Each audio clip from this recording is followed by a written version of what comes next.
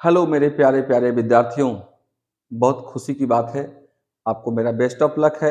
यदि आप 10th पास करके 11th में किसी शहर में गए हैं, 12th के बाद ग्रेजुएशन करने किसी शहर में गए हों या इंजीनियरिंग करने गए हों, नीट करने गए हों, कोटा गए हों, कहीं भी गए हों यदि आप, तो ये 5-6 चीज़ों को जानना आपके लिए बहुत ज़रूरी है। हो सकता है 5 मिनट समय देने के बाद आपका ज़िंदगी सँवर जाए। एक बात याद रखना, जब तक सफल ना हो जाओ, नींद चैन को त्यागो तुम, संघर्ष का मैदान छोड़कर मत भागो तुम, बिना कुछ किए ही जय जयकार नहीं होती और कोशिश करने वालों की कभी हार नहीं होती। मेरे प्यारे विद्यार्थियों, यदि आप गांव छोड़कर शहर में आए हैं, तो पहला चीज आपके अपने सपने हैं, उसे पूरा करने के लिए पढ़ना है। आपके पिताजी के सपने हैं आपके साथ, उनको पूरा करने के लिए पढ़ना है। आपकी माँ की खुशी है, उस खुशी को देने के लिए पढ़ना है और 2 लोगों के लिए पढ़ना है आपको। अब गौर से सुन लीजिए, चूंकि वीडियो को आपने क्लिक किया है डियर, शायद इस सुनने से आपका भविष्य संवर जाए। 2 लोगों के लिए पढ़ना है आपको। एक वे लोग जो आपसे बेहद प्यार करते हैं और एक वे लोग जो आपसे नफरत करते हैं। जो बेहद प्यार करते हैं उनके लिए पढ़ना है, उनको कुछ करके दिखाना है। जो आपसे नफरत करते हैं, जो आपसे जलते हैं कि ये गया तो है शहर में लेकिन कुछ नहीं कर पाएगा, उनको करके दिखाने के लिए कुछ पढ़ना है। दूसरी बात जो सबसे बड़ी बात है, आप जब शहर में आते हैं तो चमक दमक लाल काला पीला हरा गुलाबी पर ज्यादा जाते हैं। तो चमक दमक पर ज्यादा नहीं जाना है, चमक दमक वाले कोचिंग पे ज्यादा नहीं जाना है, क्योंकि शहर में वैसे बहुत सारे कोचिंग संस्थान होते हैं जिनमें क्वालिटी तो नहीं होती है, सिर्फ प्रचार करते हैं वो। अच्छे बताओ, आप अच्छे चीजों को, जिनका शकल खुद अच्छा है उनको मेकअप की जरूरत नहीं है ना।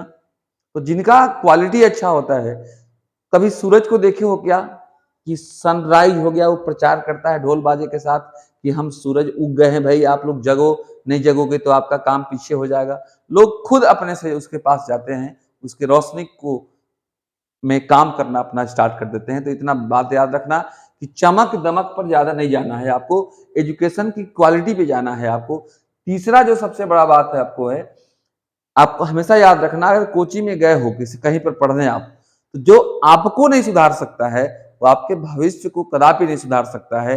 आपको अगर वो नहीं सुधार पा रहा है, आप कोचिंग में गए हो और मोबाइल चला रहे हो और आपको कुछ भी नहीं बोल रहा है, तो ये समझना कि मेरे को ग्राहक समझा है वो, मेरे को अपना बेटा अपना छोटा भाई नहीं समझ रहा है।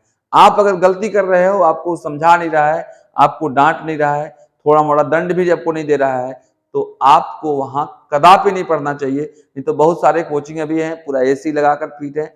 बहुत लोग तो पिज्जा के भंडार के बगल में खोल दिए, कुछ लोग चाय वाले की दुकान के बगल में खोल दिए, वहां पर जाते हो, आप मस्ती करते हो, पढ़ाई पर ध्यान कम देते हो, क्योंकि आपका उम्र ऐसा होता है कि इस उम्र में पता नहीं चलता है। तो इतना जरूर ख्याल रखना कि आप कोचिंग के चमक दमक पर नहीं, कोचिंग के पढ़ाई पर ध्यान देना।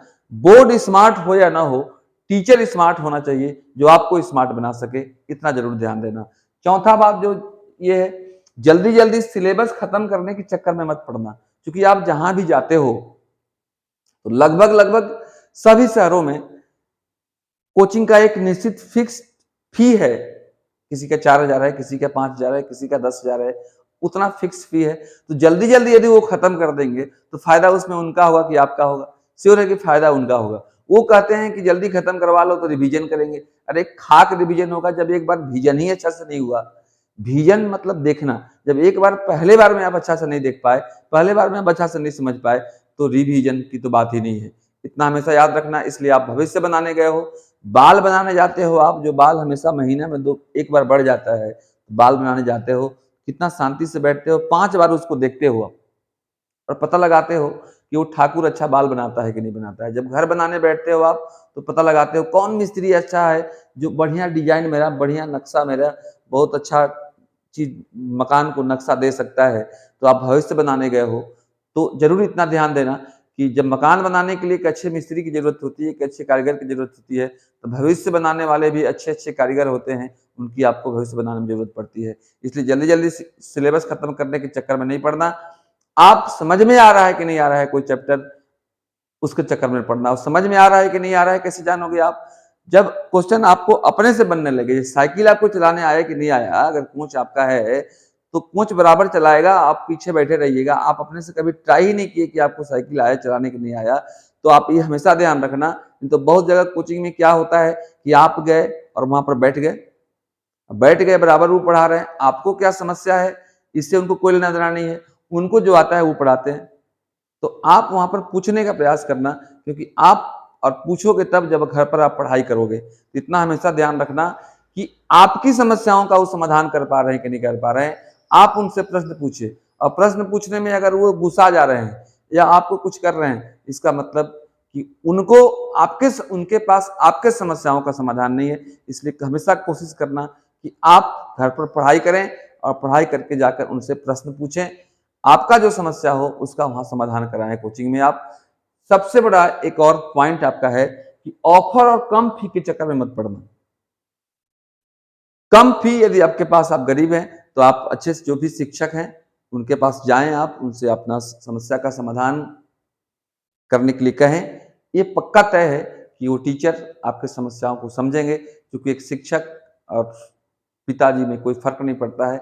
इसलिए कम फी और ऑफर के चक्कर में मत पड़ना। बहुत लोग ऑफर निकालते हैं कि अभी पूरा फी 4000 है, अभी दे दोगे तो 2500 में हो जाएगा, अभी दे दोगे तो 2200 में हो जाएगा। वो इसलिए ऐसा करते हैं कि उनमें क्वालिटी नहीं होती है। वो जानते हैं कि अगर एक बार फी इससे नहीं लेंगे हम, तो हो सकता है हमारे खराब पढ़ाई के कारण या उसको समझ जा नहीं पाएंगे हम, तो वो बाद में बीच में भाग न जाए, इसलिए आपसे पूरा फी लेते हैं, एक ही बार में कम फी।